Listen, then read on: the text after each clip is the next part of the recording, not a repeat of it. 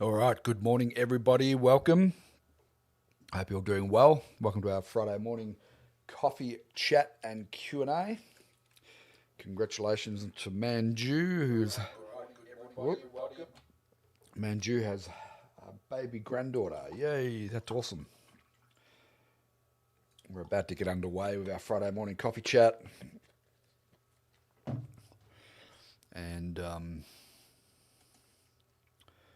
your chance to ask any questions at all. There you go, Manju. Some hearts for you.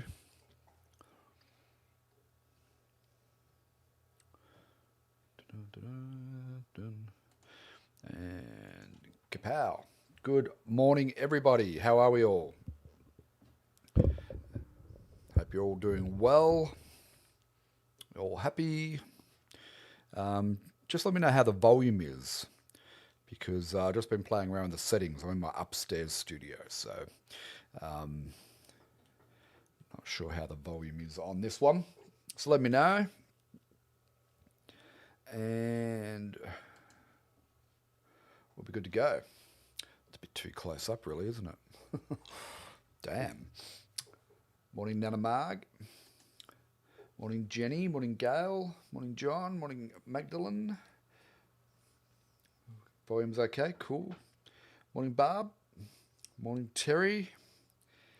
Give me 1 second. I'm just going to see if I can zoom myself out, but that's just a little bit too close for my liking. Morning, Tracy. Facebook's a bit dodgy today. I look like a radio announcer. Well, I used to run a little radio program back in my uni days, believe it or not.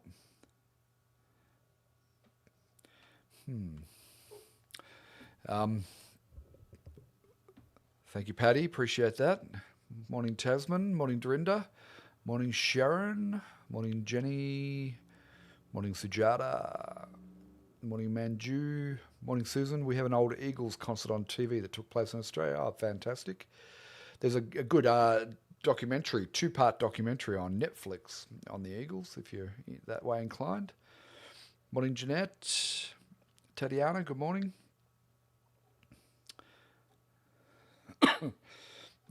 Morning, Gail. Morning, Batcha. Morning, Sharon. Hope you're all doing well. Oh, here we go. Looks like Facebook's starting to wake up. Morning, Gail. Morning, Peter in lockdown. Yes. Feel for everybody in lockdown right now. It's only a matter of time before we're back in lockdown, I suspect. Morning, Becky in Oklahoma. Morning, Sandy in North Dakota. Nice. Well, thank you very much, Tracy. I just felt it was a little bit too close up. We don't want too many close-ups. So welcome. This is our Friday morning coffee chat and Q&A session. Your chance to ask me any questions, but don't ask them yet, because they'll disappear on the stream, and I need to warm up before I can answer questions. So, so what's everybody painting at the moment? I'll ask you a question. What are you all painting at the moment? Morning, Cheryl. Morning, Linda, British Columbia. G'day, Robert in Ireland. And Marie, welcome. Cross all your fingers and toes, Jenny, because I think it's only a matter of time before we have a nationwide lockdown, to be honest. Morning, Heather. Cedar Pocket. Oh, Cedar Pocket, that's out near Imbil, isn't it? Out that way. Morning, Leslie. Yeah, what's everybody painting at the moment? Gum trees, says Gail. That's fantastic. Good on you, Gail. Morning, Cam in Perth. Morning, Mary, over in Ireland. Nobody's painting anything. Maybe it's just me who's doing the painting. Here we are. Jenny says, I'm painting animals in watercolour. Need to catch up with those and then tackle the Brian Cook paintings. Cool. Very good. Shiv says, I have the Murray River on my easel. Fantastic. Some great subjects along the Murray River there. Sujata, 2 landscapes with based on photos from the Learn to Paint Academy library. Love the photos there. Good on you, Sajada. They're not very well organised. I'm still trying to find a solution to organise them better, but and I've got lots to add up, which I'm holding off on because I want to get it better organised. But time always escapes me. Hey, Helen in England, welcome. Morning, Diane, on the Gold Coast. Nana Marg says nothing at the moment, as my studio is too cold here in Perth. That's no good. Heather's working on value studies. Peter just finished a commission piece, coastal scene. What else? Yeah, fantastic, Peter. Becky's painting calla lilies. Calla lilies? I don't know what calla lilies are, but it just reminded me this morning I was sitting at my dining room table, which looks out to the outdoors where the pool is and stuff, and I was reading my book, which I'll tell you about this book in a minute, and I could hear this unusual bird sound. We live like right in the forest, and we get all sorts of birds there. And this morning I heard this bird calling, and I'd never heard this one before, because over 4 or 5 years that we've been there, I've got to know all the different bird sounds. And I heard this bird sound. I thought, what on earth is that? I've never heard that before. And I'm looking around outside and couldn't see it. And sitting on the fence to the pool was this beautiful. It was about this big. Oh, you can't really see. About that big. And it was bright red head. It was a parrot of some sort. Bright red with a green. He was just magnificent. I'd never seen one like it. Anyway, I don't know why Carla Lilies made me think of that, but they did. Morning, Rosalie. Gail says, I redid a painting from Unleashed #2 I wasn't happy with. Next, I'm starting the first Brian Cook. Fantastic. We'll have a quick look at the Brian Cook ones in a minute. Helen, seascapes and fun. Good on you, Helen. Mary's, I'm still working on the cliff from the last challenge. Terrific. Do you mean canna lily? I don't know. Carla. Don't know. King Parrot. Parrot. Well, there you go. I'm going to look that up. Let me have a quick look. I'd never seen one like that. Yeah, that's it. That's the one. Jolly good. I will add the photo up for everyone. Hang on a sec. He was just magnificent. And he sort of looked me in the eye and then he just flew off. I don't know what to make of that, but let me just add this up so I can show you, because it really, some things really make your day, don't they?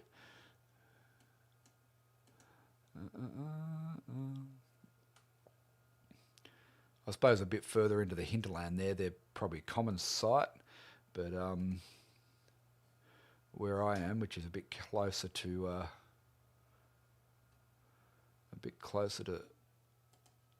Noosa. There we go. That's my visitor this morning. Was this guy right here? Or girl? Don't know. Magnificent bird though. Actually a bit bigger than normal parrots. I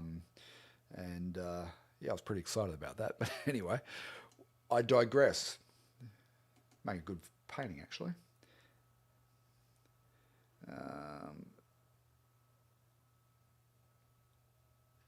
I was very, very excited about that. And revisiting old paintings, says Terry. Good on you, Terry.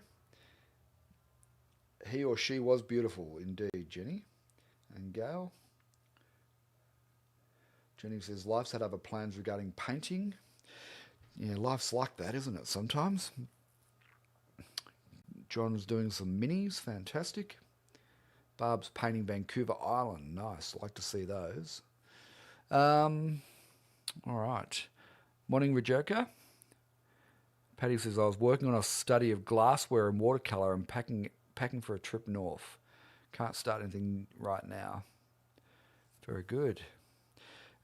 Terry, the next ABA Q&A was meant to be next Thursday, but I've just had a contact from the hospital and had an appointment rescheduled to next Thursday. So we'll do the ABA the Artist Business Academy Q&A on Friday next week, and we won't do a coffee chat.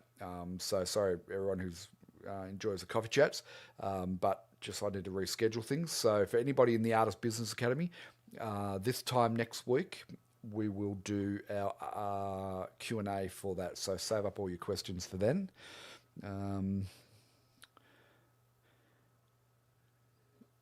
Jenny says, I have prepared MDF boards for the first time to do some WMOs for the cookie paintings. Cool. I'm impressed with the low cost of the boards. Yeah, if you work it out, they cost you a whole lot less than stretch canvas, probably about a fifth.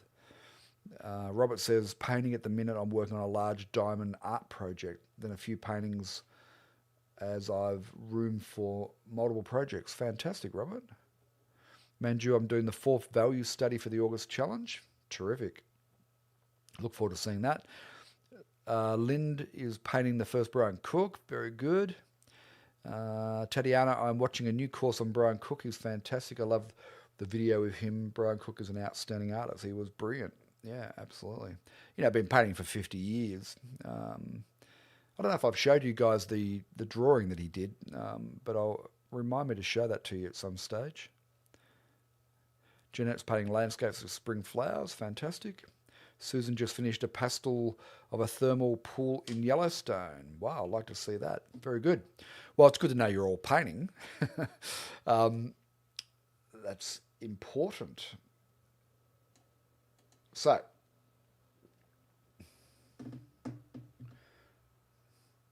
all right. Diane says she has a pair visiting every day at the Gold Coast. Oh, fantastic. I'd not seen them where I live. So they like to eat the tomatoes. Okay. Oh, maybe that's the little bugger who's been eating my strawberries. I need to get some netting for the strawberries. Okay. Couple of things. We've mentioned Brian Cook a couple of times. So most of you all know that I've been working on the last 4 painting projects of Brian Cook and finally got that finished. So there's the 4 painting projects there. This is my version of Brian's paintings. So Brian obviously was a master artist, and I learnt a huge amount from Brian.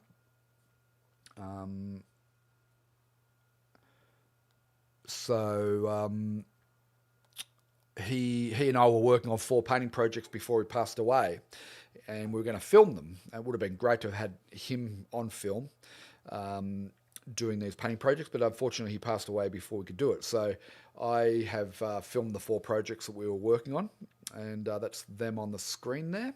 So I've tried to interpret as best as I could the way Brian would have gone about it, given my limited knowledge, or not limited knowledge, but what's the correct word is that I've been to about 4 of his workshops, right? So I hadn't really studied for that long under Brian, but I've been to about 4 of his workshops, and I could see a lot of what he was doing was similar to the Moore method of painting. And so I thought, rather than let these 4 painting projects just be lost to history, which they would have been because only he and I knew about them, I decided that I was going to film them, right? So I filmed the 4 painting projects, and they're now in the members area. So if you're a full access member of the Learn to Paint Academy, which is a monthly member or a life member or an MCI, then you'll have access to these 4 painting projects now, and a few little behind the scenes videos of Brian and so on. And they're good projects because I've painted them obviously through my filter, more method of painting and so on, but the process that he went through was very similar. I point out some differences in the videos, but they're actually good projects to try because they're not quite beginner level, but if you're an intermediate artist, they're probably not quite intermediate, like they're in between beginner to intermediate level. But if you're an artist who's been painting for a while, you can take these 4 basic ideas and you can turn them into a whole array of different paintings, or add in more details or more story to them and so on. So there's a lot of potential with them. And so, yeah, I was excited about getting them finished and putting them into the members area. So you'll find them under courses. In fact, why don't we go and have a look at that? I'll just quickly show you. There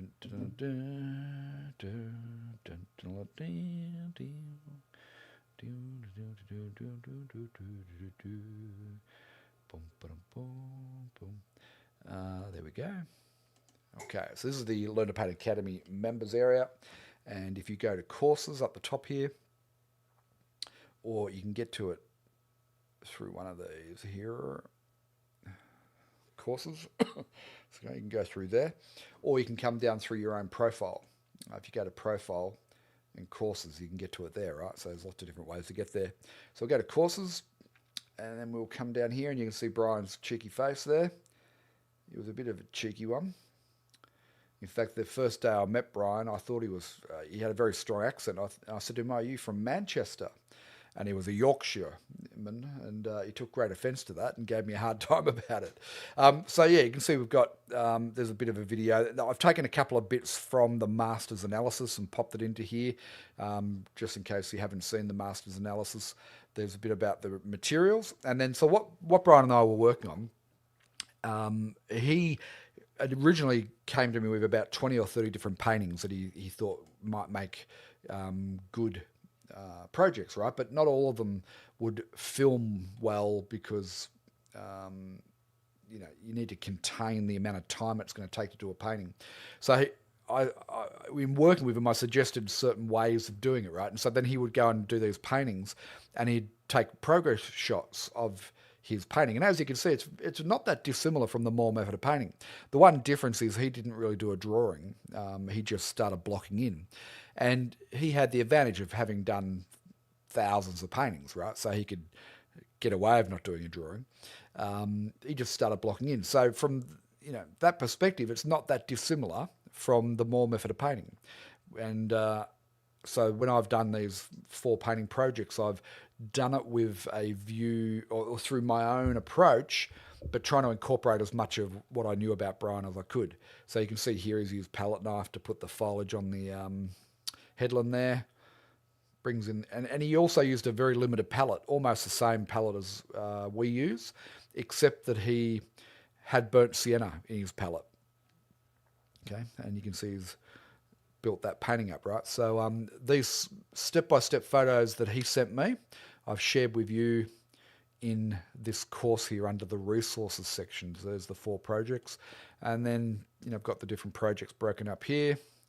And this is probably a bit boring for a lot of you because you're already members and whatnot. And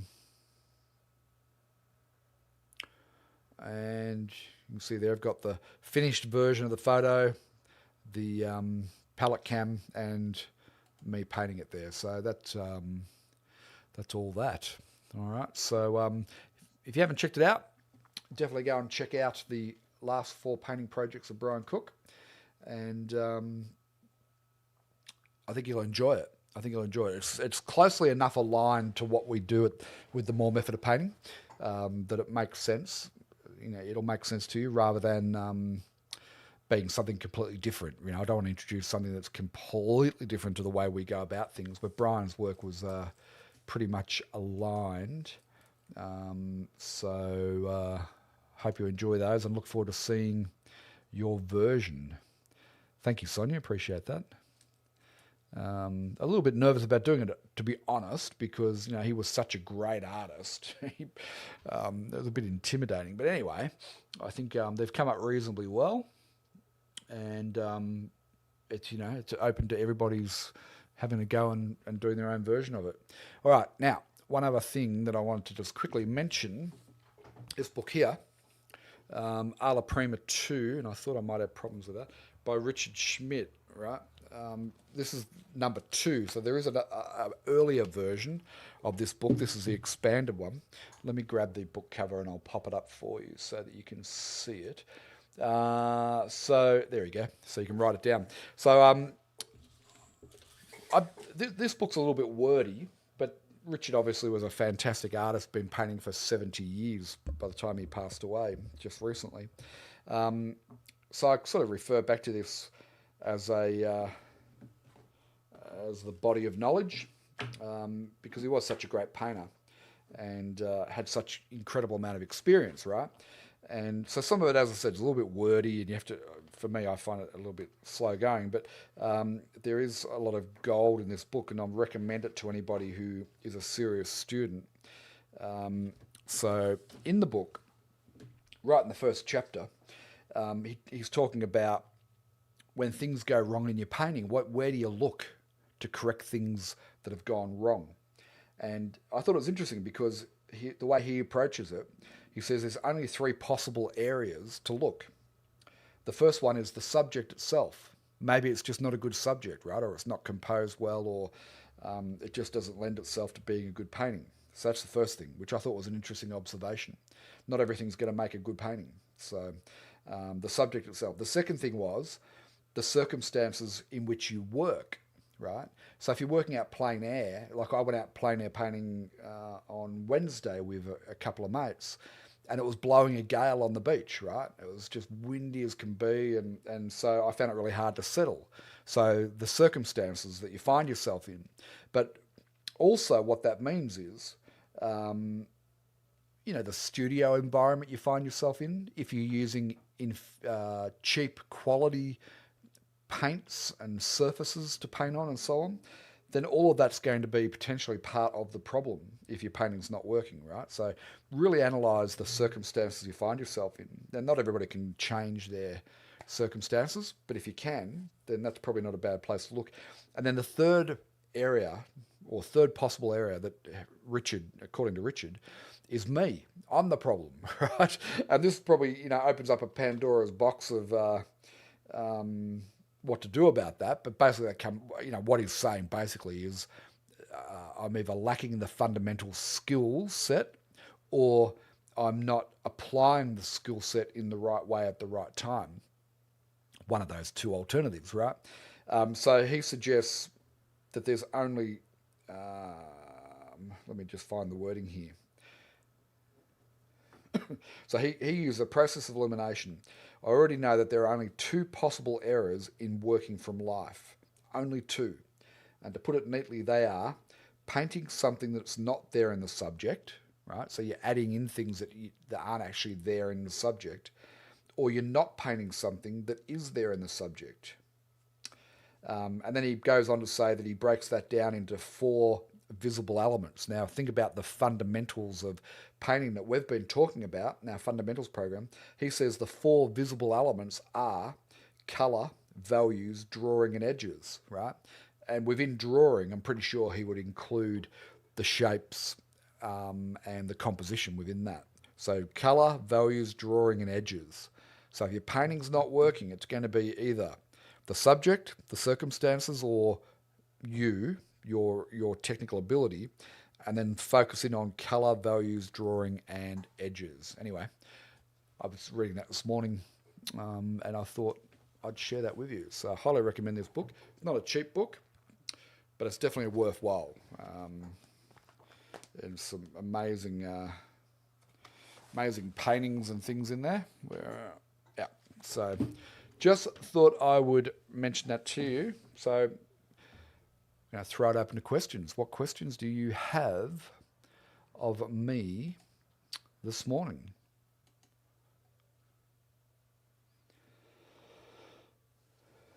What questions do you have? G'day, Carleen. Linda says, so glad you decided to do the Brian Cook project. I'm loving watching you and pretty much far along with the first one. Terrific. Love working with WMO. Wonderful. Thank you, Linda. Appreciate that. Heather's got this book. Fantastic, Heather. And Heather, I think you're coming down to Mount Tambourine next Saturday, if I'm not mistaken. Thank you, Rosalie. Thank you, Debbie. What was the surprise, says Gail? The surprise when I was talking about having to upgrade our server and everything. Can't tell you just yet. It might be another 3 or 4 weeks before we get to the point where I can tell you, because there's still work going on behind the scenes and still trying to get the server. What happened the last weekend when I upgraded the server, WordPress also did a major upgrade, which threw a spanner in the works. So anyway, yeah, so in a few weeks I'll be in a position where I can reveal to you what we're doing, what the upgrade's going to be. You know, Colin, I was looking at Randy Miser last night, and I'm playing a few of his videos, and I found the song that I was thinking of, and now I've forgotten it. I've just had a lot on my mind, so I've forgotten it. Morning, Juliana. Love the style of Brian Cook. Terrific, me too. Gail says, Rod, I do not have many questions, but I enjoy your enthusiasm for painting in the community atmosphere. It feeds my artist soul. Good on you, Gail. Thank you. I enjoy it too. I enjoy spending time with all you guys and gals.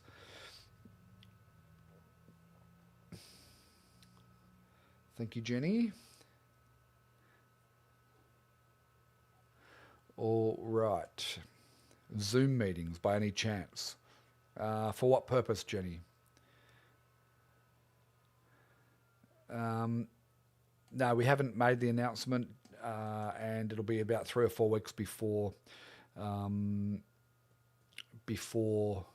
I'll be able to announce it, as I just said. Jeanette says, when you do the Brian Cook or other artist studies, are you allowed to sell them? You can, if you paint the 4 painting projects from the Brian Cook course, then you can sell those, right? So anything that we teach in the Learn to Paint Academy, you can copy it and sell it. Now, the standard practice is that I guess you call it good form would be to, when you do sell it, to say after the artist, right? So, if you're going to copy an Arthur Streeton and sell it, then you would say, such and such a painting after Arthur Streeton. So a good practice would be to reference who you're copying it from, but don't copy any other Brian Cook paintings that you may find on the internet. I wouldn't advise that, or any other artist for that matter. But certainly, if we've taught it as a project in the Learn to Paint Academy, you can sell it. Yeah.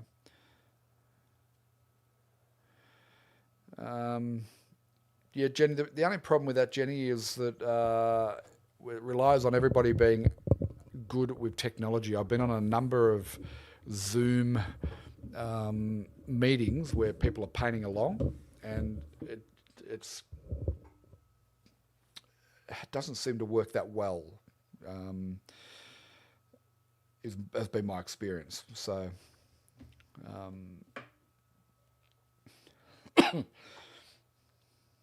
I know that there's a few artists doing Zoom-based workshops and things. Cheryl says, I have this book and use it as a reference book. Yeah, very true. Tatiana says, it is Notan. What's Notan? What are you referring to there, Tatiana?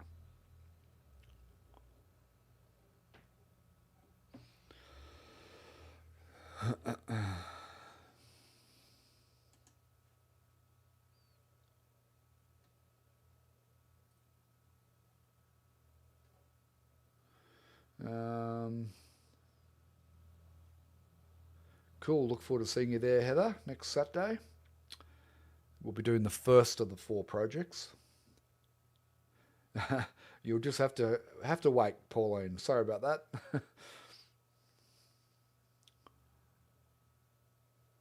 I think it's booked out, Valerie, next Saturday. Don't worry, be happy. Was I just humming that? I think I might have been. Hey, Teresa in Nova Scotia. Linda says, would we then say after Rod Moore as opposed to after Brian Cook? Up to you. You can reference either of us for those 4 paintings. I'll leave that up to you to decide. Where are we? Gail says, no to Zoom. We'd have to get dressed up. Well, I don't. G'day, Mike. Mike says, I think you're onto something. The community makes a difference. The positive reinforcement makes you keep painting and stretching. Very true, Mike. It's something I wasn't really that aware of, really, to be honest, for years. And it wasn't until we did our last April 30 days of painting that I realised the value of, the community side of things. So, yeah. Tracy says, please, no Zoom. John's also mentioned Notan. Why is everybody mentioning Notan?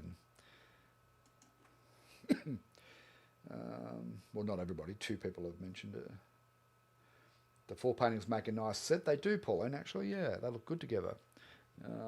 If you've just joined us late, these are the 4 Brian Cook paintings from the Brian Cook course we just completed.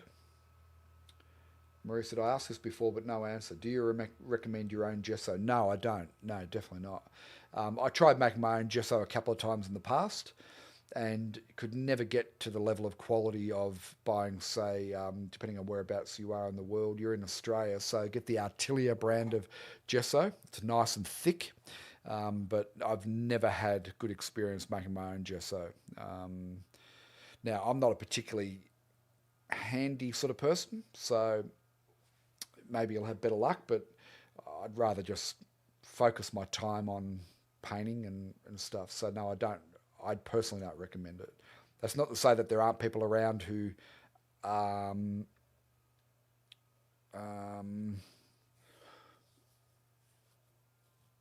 who aren't making their own gesso successfully, but I don't.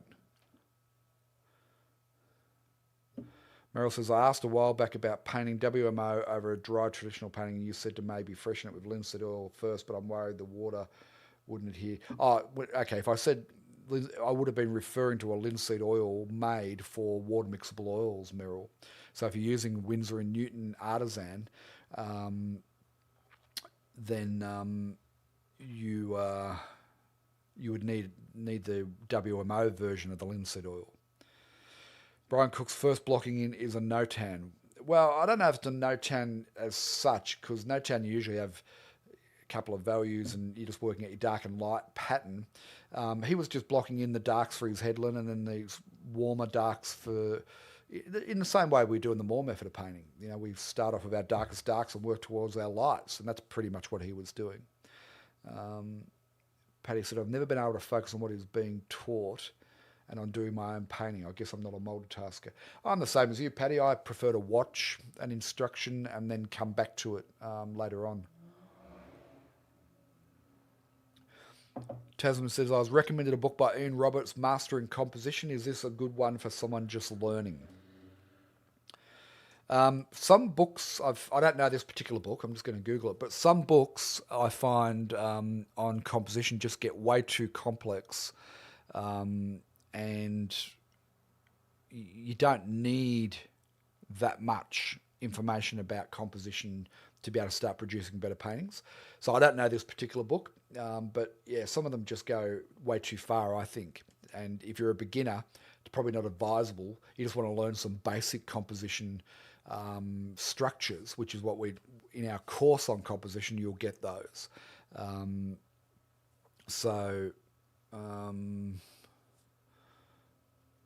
I don't know about this particular book, though.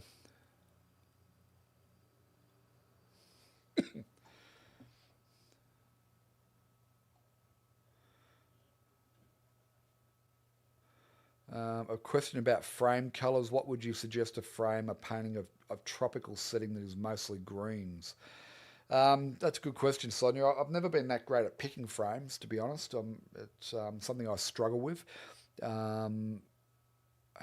Yeah, I really don't know the answer. I'd have to see the painting. And I tell you what would be a good idea is to go to frameshop.com.au and you can select the size of the frame and you can upload the photo of your painting and then you can try. Well, in fact, let's just do it now. No point talking about it. Let me show you. Let me take a sec. Frame shop. So if you're in Australia, I mean, you can still use this even if you're not in Australia. I don't know if these guys ship outside of Australia though, but it's a good way to check what frames might work and might not. Right. So this is frameshop.com.au. You click on Start Framing. Okay, we'll come in here to centimeters and we'll go 35 by 25. There we go. Upload an image. I've already got a few uploaded, so let us. None of those are going to be the right size. Okay, we'll just try that one. Okay, so you can take a photo and pop it in, and you can see, well, the black frame there doesn't work that well. So how about if I go to a white frame?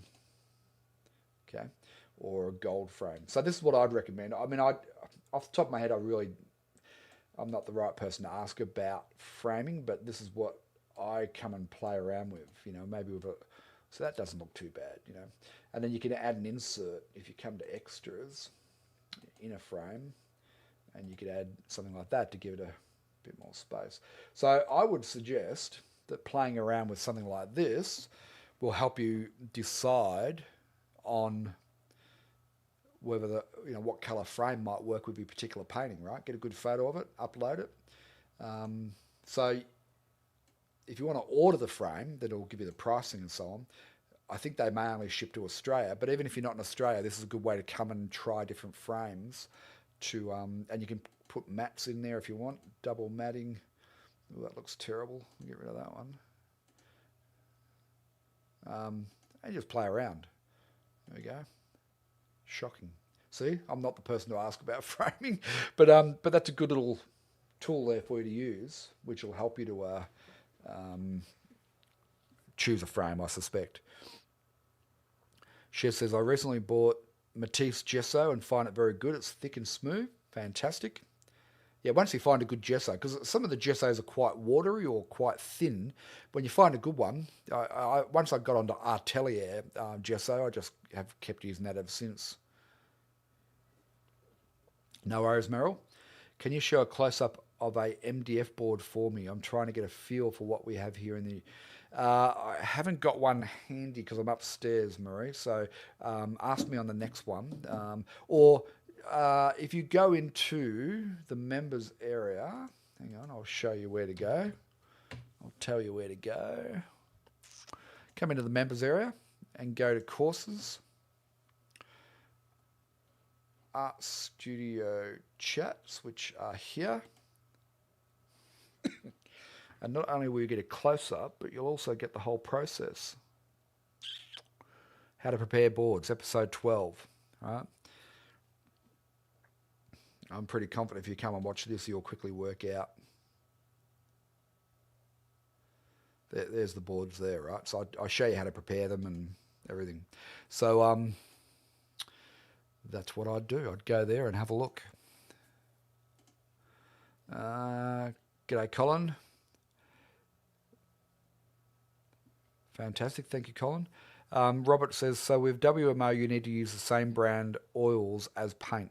No, I didn't say that. I interchange Winsor & Newton with Cobra, right? And I use the mediums. What I was suggesting was that for each brand of WMO, the manufacturer also has created mediums that go with the WMOs. Okay, but I interchange them between brands. So I use the Cobra medium, the quick drying medium, with Winsor & Newton, and I haven't had a problem with that. So what you want to do though is if you're using WMOs, you need to use the mediums that come with it rather than traditional oil mediums is what I was referring to. No worries, Sonia. Tasman said, thanks, Rod. Better get stuck into your course and not jump in ahead of myself. That's probably not a bad idea. Jenny says, I got my hubby to watch your board prep so he could do it for me. Fantastic. I'd love to have somebody who could do all that for me. Where are we up to here? Helen, size of the Brian Cook paintings. I painted them as 16 by 20, but I think he was doing them as 9 by 12s. So my orientation's slightly out. Not enough time, Pauline. Nowhere near enough time, which bothers me. And sometimes I think I'll wind the Learn to Paint Academy right back so I've got more time to paint. So yeah, I don't get enough time for my own painting, but that's just the way things have worked out. Sheree said, what is another green to try other than Viridian or Phthal? I'm not getting good results. Well, I don't use any other greens. I prefer to mix them. So in our colour mixing course, there's a bonus video there on mixing greens, right? So rather than looking for another tube green, I'd be getting a warm and a cool of blue, a warm and a cool of yellow, and a warm and a cool of red, and I'd be playing around with the different combinations of greens you can mix from those. So, for instance, with cerulean blue and lemon yellow or cad yellow light, you can get a really punchy green. And then to tone it back a bit, add a little bit of alizarin crimson. So you can make a whole array of greens without tube green. I only recommend Viridian and Phthal because they're strong staining greens, and you can punch up your greens easier than mixing it. But I don't particularly like tube greens myself. I love the challenge of painting along, says Carlene. Very good. Nana Marg says, I accidentally got blue acrylic paint on a good white blouse and I was wearing an apron and art shirt. The cleaning product I bought for my brushes when I purchased WMO took the paint off. Well, there you go. A laundry tip for artists. We should write a book on outside the studio tips. Gail says, I really look forward to the live streams each week that keep me motivated. Good on you, Gail. We look forward to having you here. Pauline says, I've inherited the mitre picture framing block and I would love to learn how to make my own frames. Yeah, there's lots of videos on YouTube that you could go and do that. I actually bought equipment to do that, but just found time's my biggest challenge. What's it called again, the site? frameshop.com.au. Rod, I'm wanting to join the business group. Do I contact support? Yeah, just drop a message to support there, Barbara. We have our Q&A call next week. Where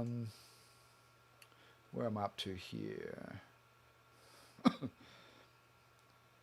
No town is a Japanese term, absolutely. When I add more content to the values course, a large part of that's going to be around Notan studies. And that says, I keep trying to make a black, but it always goes to a purple or red when I add yellow ochre. It makes it too light. You're not doing anything wrong in that. It's just, it's very difficult to make a black. So what we want is a dark. And the dark needs to be predominantly blue, and then less red, and then less again yellow. It could be the quality of the paint that you're using, possibly might make it difficult.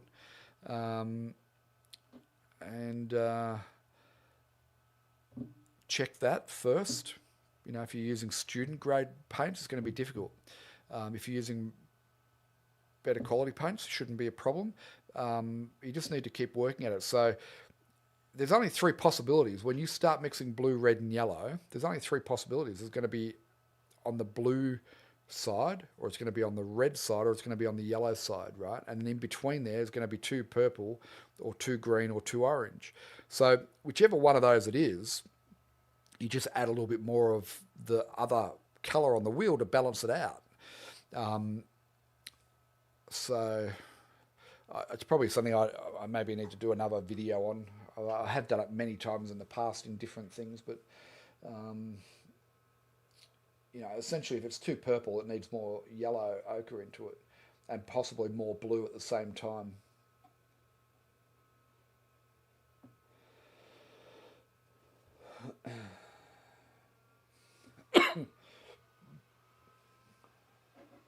Good on you, Tracy.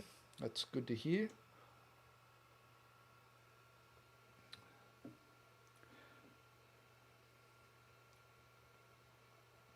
Chroma is a great brush cleaner. Yes. Pauline, someday, you never know. Nothing stays the same in this world is something I've learnt in recent times. So everything's subject to change. Where are we up to?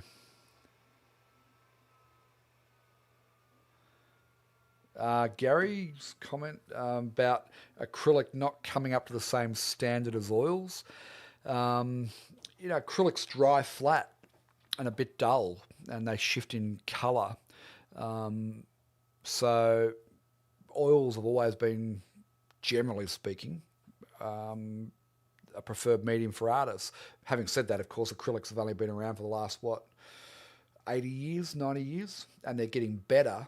But, you know, like with Artilia Interactive, for instance, if you mix the wrong colour combinations, they go to mud quite quickly, or go to a dirty colour. So, yeah, some acrylics are better than others. But for quality of finish, you can't go past oils, in my opinion. I think if you use oils correctly and you have vibrant color, then yeah, you can't go past them. Depends on the type of painting you want to do. A lot of abstract type artists get good results with acrylic. But one thing you can do with acrylic is to varnish. A couple of coats of varnish will bring the color back up, more so than what you'll get with oils. But every medium has its place in the world, and it's just finding what works for you. Sonia's also got her hubby hard at work taking photos and uploading to eBay. Fantastic, Sonia. Hubbies are handy fellows. Not all of them. I'm not very handy. I've got a list of jobs I need to do around the house that I just haven't got to. Carolyn said, when I first joined Learn to Paint Academy, I used black paint all the time, but now I mix it. I can see how black looks quite flat on a canvas. I still have black paint, but don't use it. Yeah, I think black can be too heavy in a painting. The problem with when using black and just squeezing it out of the tube is that you don't learn basic principles of color mixing, right? If you just go and buy all the different colors in tubes and squeeze them out, you never learn the key principles of color mixing. So if we forget black, but we talk about a dark, right? And we understand the color wheel where blue, red, and yellow sit in the color wheel, and we understand that in the middle of the color wheel, which is never shown on a color wheel, but when you understand the color wheel, in the middle is our darkest dark. And the way we get to that darkest dark is we push the three primary colors together, right? Now, not in equal proportions, but that's how you get to a dark. And, to me, this is a fundamental skill of being a good artist, is knowing how to mix your colors based off the three primaries, getting to your secondaries, then your tertiaries, and then your greys. So if the middle's the darkest dark, then that's the start of a grey scale just by tinting it with white, right? And being able to understand that and mix that, and so the advantage of mixing your own darks is you can then push a dark warmer or cooler, right? So around different directions on the color wheel, warmer or cooler, and you can understand the value side of it as well. So yeah, I never recommend that you use a black out of a tube, but you know how to mix a dark from your three primary colors. Now, there's other ways of mixing a dark. You could use ultramarine blue and phthalo green, or you could use ultramarine blue and burnt sienna, right? But when you think about it, burnt sienna is an orange. And what's an orange? It's yellow and red, right? So it's blue, yellow, and red. So, yeah, I think it's a really valuable skill to really master. It's a fundamental skill, is colour mixing. Carleen says she's impatient, likes oils, but prefers the drying time of acrylic. Just use a quick drying medium, Carleen, and your oils will dry a bit quicker. Valerie said they do sell an acrylic remover. Okay, cool. Do I varnish my art? Generally, when I'm going to sell it or frame it, then yes, I varnish my art. And again, there's a video on that in the Art Studio chat, so you can go and check that out. Caroline says, Rod, I'm thrilled to catch you live. Wanted to tell you being a life member is thrilling, and I've learnt so much. Good on you, Caroline. Glad that it's helped, and it's great to have you join us. Appreciate it. I love the colour course. I found out I didn't know as much as I thought I did, watching from Mississippi. Well, there's a lot to learn about colour, and, the colour mixing course is really just like the basic knowledge, and there's a lot more to it. Over time, my plan is to build out the colour mixing course more, composition course more, the values course more, because there's a lot deeper knowledge, but at the risk of confusing ourselves and overwhelming us with information, I've held off on it. But yeah, colour's an interesting thing. And if you really get into colour, you'll realise that red, blue and yellow, as we treat them on the colour wheel, are probably not the right colours anyway. But let's not get into that today.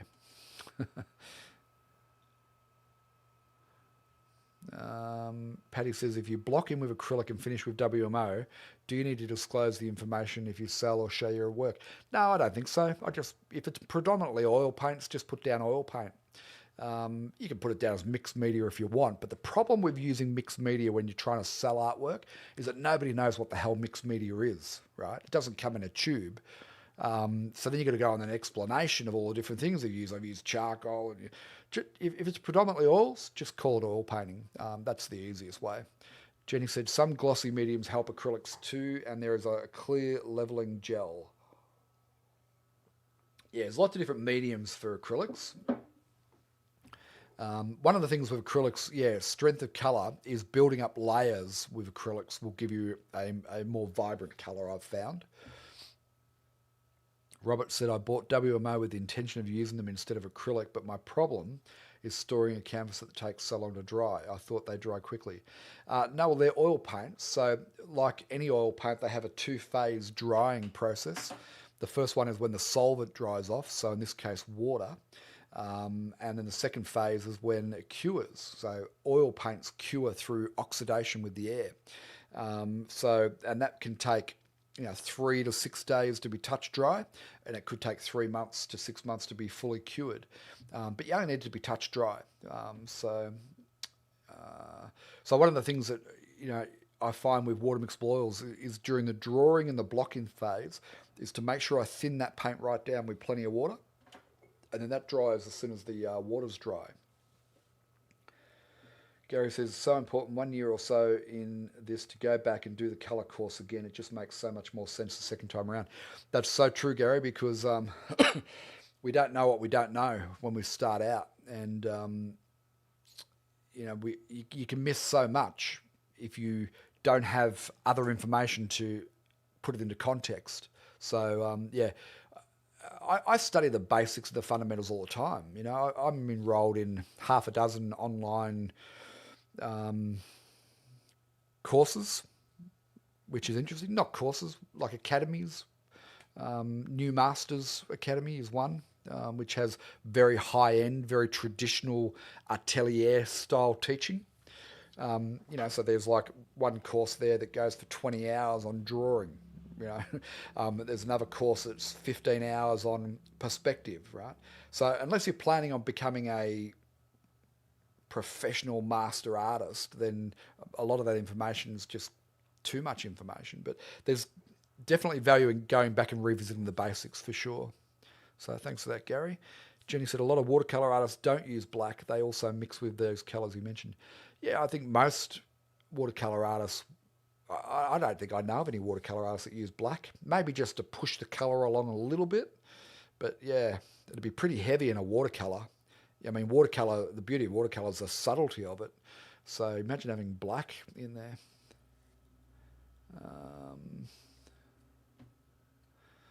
Jenny, did you find our climate in Queensland helps dry your WMOs quicker? Well, both WMOs and traditional oils. If you're using a solvent with traditional oils to thin down your paint in the early stages, then that dries pretty quick up here in Queensland. Yeah, absolutely. I found it difficult with acrylic because of that very reason. But yeah, I mean, I haven't used WMOs down in Melbourne, but I imagine it would dry a little bit slower just because of the evaporation of the water. It's going to take a little bit longer.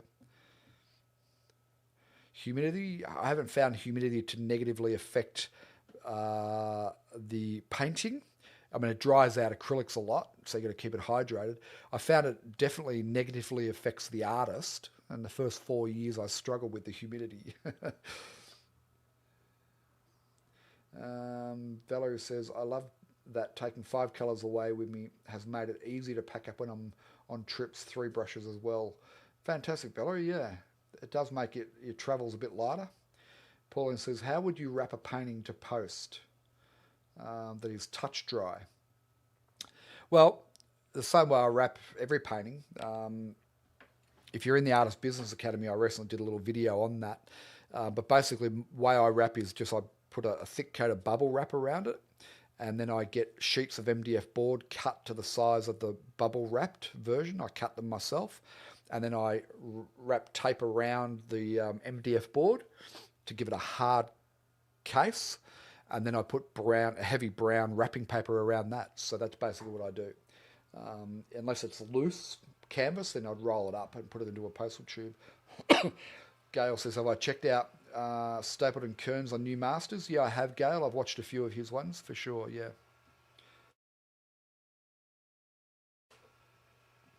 But the guy I really like on New Masters is Ben someone or other, the guy in Tuscany. Only he's slow. I have to put it on 1.5 to 2 times speed because it takes him 10 hours to do a painting, and I struggle with that side of it. So yeah, Ben, he's got the big beard. I love his work more so than Stapleton Kearns. Good morning, Serena. Carlene can't travel. She's a prisoner. Good morning, Pauline. Ben Finsk, that sounds like him go, yeah. So he's a pretty handy painter, but yeah, it's difficult for me to allocate the time to watch him, so I put him on 2 times the speed. Gail says, I really respect the fact that you do not pretend to know everything. I definitely don't. I love that Bruce Lee quote, if your cup's full and you come to me wanting more knowledge, then you're not going to learn anything. So in the first couple of years when I started painting, I thought I'd figured it all out and I knew everything. And I was perhaps a little bit more, my natural personality is probably a little bit to be on the arrogant side. I tend towards that. So, I studied intensively for a couple of years, thought I knew everything. And then in the last 4 or 5 years, I've come to the conclusion that for every one bit of information that I think I know, it opens the door to 2 or 3 more bits of information, if that makes sense. So the thing I love about learning to paint is that it's an expansive body of knowledge. It's not a finite body of knowledge, right? So the more you learn, the more you realize how little you know and how much more there is to learn.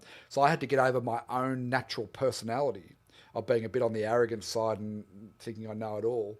I had to suspend what I thought I knew to have an empty cup to fill it back up with more knowledge. And so today I immerse myself in study in as many areas as I can.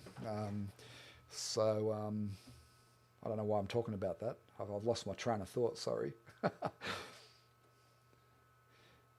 Just rambling on here, don't mind me. Oh, yeah, Gail's comment. Yeah, so thank you, Gail. I appreciate that. John said, most watercolour artists I follow use Payne's Grey. Yeah, I don't like Payne's Grey, but I know that some of them do for sure.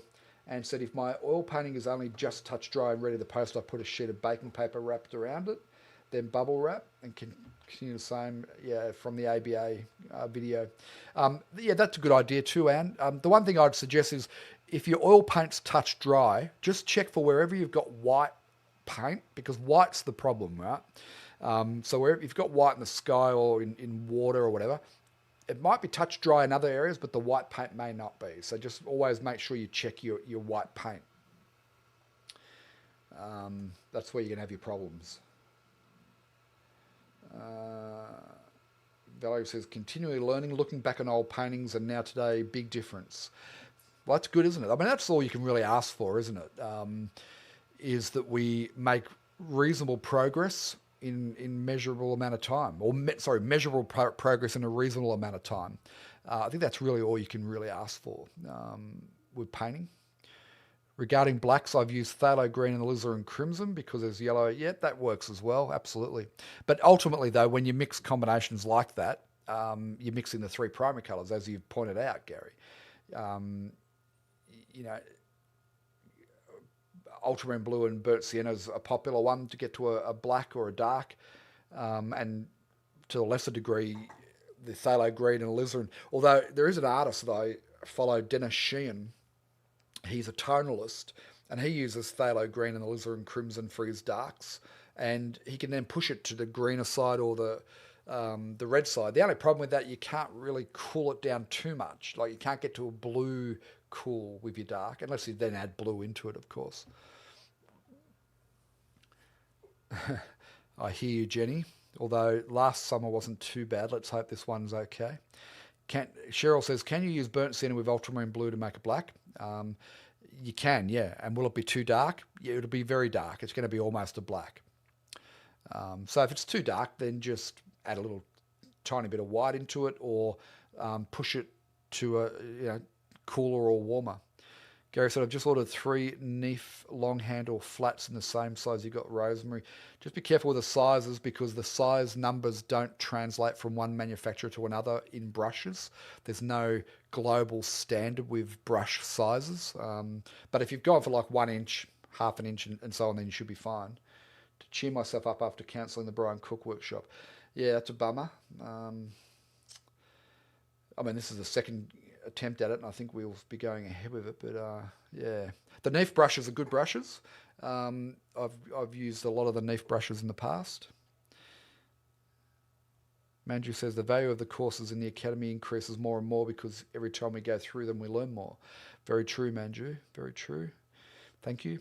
Patty says I work in watercolor and do not have green, grey, or black on my palette. Yeah, and I wouldn't think you'd need to. Green's obviously easily mixed, and so is grey and black. So, yeah, I think keep your colour. Really, what you need really is a warm and a cool of each of the primary colours and a white. And then I use phthalo just to kick my greens along. And I don't normally use burnt sienna, but because I was doing the Brian Cook projects and he used burnt sienna, I've introduced it, but I'll probably drop it out. So just a warm and a cool of each of the primaries and occasional booster colour. Jenny says, the only positive out of COVID and lockdowns is the amazing learning I've done about art. Thank you to Rod and other watercolour artists. I learned what I didn't know. Fantastic. Yeah, it's been good from that perspective for sure. Not sure if on the balance of things, though, it's been good for anyone, really. Where are we? Gail says, palette knife white. Palette knife white takes forever to dry. I'm not sure what you mean by palette knife white, but yeah, white takes a while to dry. Carlene said, we can always learn something new, even off the younger generation or the older. Yeah, absolutely, Carlene. But we've got to be open to it, though, don't we? If we think we know everything, then we close off from new knowledge. Pauline said, I enjoyed Wednesday's session when you improved an old landscape. Oh, good on you, Pauline. It's a good skill, isn't it, to develop that ability to be able to look at your own painting without emotion and just see it for what it is and then work out what adjustments you need to make. Oh, cool. Gail says that inspired her to fix up her seaside cliff painting. Fantastic. Carlene says, I think we're heading for a hot summer. I don't know. Aren't we still in the El Nino thing? Because last summer we were. I don't know how long that lasts. But you might be right. All right, friends. Anybody else have any last minute questions? I got a very exciting couple of hours coming up doing my tax at GST. Woohoo! The life and times of running a art business. I put it off as long as I can, but you know, I've got about 3 or 4 days left before I have to get it done. So, yay! Before I have to get it to the accountant. Any last minute questions? Oh, so just as a recap, in case you were you came in late, next week we'll be doing Wednesday live stream as per usual. On Thursday, I've had my oncologist appointment changed, so I've got to go to the hospital on Thursday, so there'll be no live stream on Thursday. I was going to do the Artist Business Academy live stream next Thursday, so I'm now going to do that on Friday. So I'll send out an email to members of ABA on Friday about the change to Friday. So there won't be a coffee chat next Friday. Now, Jenny's asked, are you continuing your live Wednesday sessions while you're having treatment? Unknown. So I've got an appointment next Thursday with the oncologist to work out a treatment plan, and I really don't know I haven't heard the result of my biopsy, the last biopsy I had, and what the treatment plan is going to be, what time of day it will be, or anything like that. So I'll let you know after my appointment next Thursday. It may be that for a couple of months that we may not be doing the live streams. I have no idea how it's going to impact me, or that there'll be a completely different time, which won't suit everyone, I know, but it'll be what it will be. And once I get through the recovery phase, we'll get back to business as usual, I guess. Cheryl said, "Is your mic new?" Oh, sorry. Robert says, "I better put my glasses on." Is your mic new? Don't remember seeing that. It's not new, but I'm in my upstairs studio rather than downstairs, and I've got this studio set up for doing more, for doing the Artist Business Academy type appointment, type videos and so on. So this is more of a broadcast studio, whereas downstairs is a different setup. So so it's just a different studio that I've got up here, Robert. Cheryl said, "What did you paint with your buddies the other day?" Well, we went down to Coolum Beach, and it was hurricane force winds coming in as a southerly, so that didn't work. And we went round to Stummers Creek, which is a bit more sheltered, and but then it started raining, so we ended up going to a restaurant, the four of us, and eating Thai food and talking nonsense about art, which was good. Actually, it was interesting because all four of us were artists and art teachers, and so it was an interesting time. So yeah, it was nice to do that occasionally. Thank you, Susan. Appreciate that. Jenny says your appointment times can change last minute. Yeah, they have been because of COVID and stuff. The appointments just, it's all over the place at the moment. But anyway, it's all good. Thank you, Sajada. Sonia said, "Take care of yourself first." Thank you, Sonia. Appreciate that. Thank you, Patty. Appreciate that very much. Peter says the ATO are very understanding. Yeah, no, don't know about that. I probably owe them a fair bit of money, so they won't be too understanding.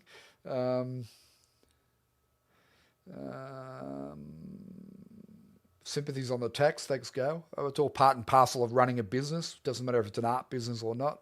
Artists aren't exempt from paying taxes, Look up what Carla lilies look like. Will do, Becky. How do I fix my bad painted clouds? Well, that's a big conversation, Serena. And we're just winding up. So everything comes down to shapes. Have you got the right shape, the right size, and the right place on the canvas?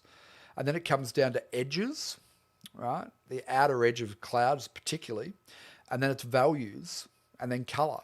So in that order, that's what I'd look at. Thank you, Valerie. Thank you, Linda. Thank you, Pauline. Appreciate it. Thank you, Mary.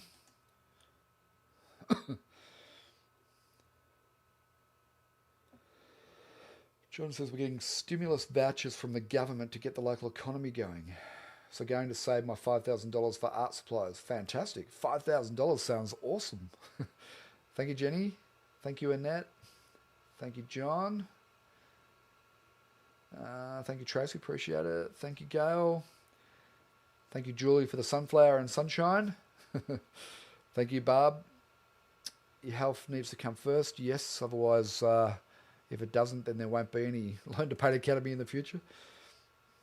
All right. Thank you very everyone for you joining me today. Thank you, Gary. Thank you, Janet. Thank you, Manju. Thank you, Colin. Appreciate it. Everybody enjoy your day and weekend as well. Happy painting over the weekend. And I bought something the other day. I'll tell you next week. I'll tell you in the live stream next week. But I bought something really cool. I'll tell you next week because otherwise I'll be here for another half hour. Enjoy your day.